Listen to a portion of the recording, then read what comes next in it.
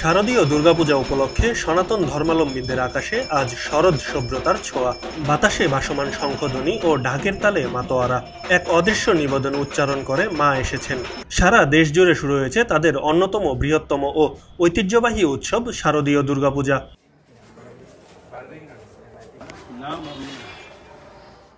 বছরের এই মহোৎসবে এবার নতুন একটি রেকর্ড সৃষ্টি করেছে।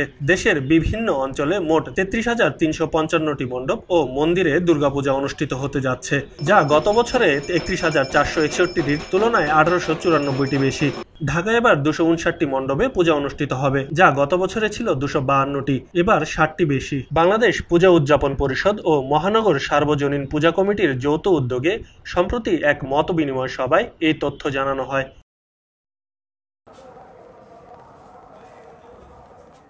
অন্যদিকে বাজেটের দিকেও গড়েছে এক নতুন রেকর্ড। এবারের পূজায় সরকার থেকে বাজেট দেওয়া হয়েছে ৫ কোটি টাকা, যা গত বছর ছিল ২ কোটি।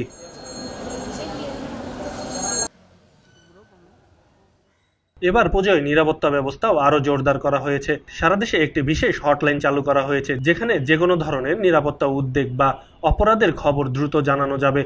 প্রশাসন তাৎক্ষণিক ব্যবস্থা গ্রহণ করবে। এছাড়া একটি বিশেষ অ্যাপ্লিকেশনও চালু করা হয়েছে, যার মাধ্যমে ঘটনার সত্যতা যাচাই ও দ্রুত প্রতিকার নিশ্চিত করা সম্ভব হবে।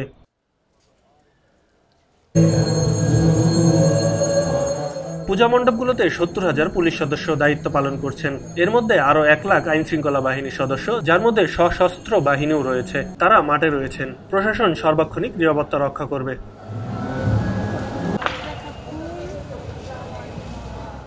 এবার দেবীর আগমন হবে গজে, বিদায় হবে দোলায়। শারদীয় দুর্গাপূজা শুধুমাত্র একটি ধর্মীয় উৎসব নয়, এটি বাংলার প্রাণ, ঐতিহ্য এবং চিরায়ত সংস্কৃতির এক জাদুকরী প্রতিফলন। আব্দুল্লাহ আল বাকি, খবরের কাগজ।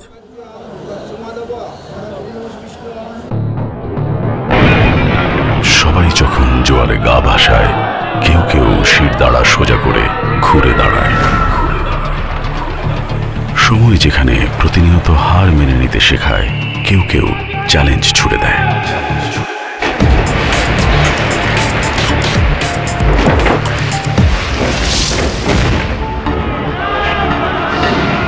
পক্ষপাতের ভিড়ে আজ থেকে কোনো পক্ষ নয়, খবর হবে নিরপেক্ষ।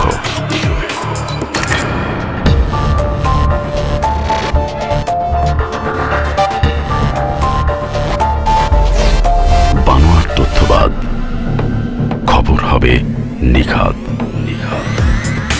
ভেঙে গুজবের শিক, খবর হবে নির্ভীক।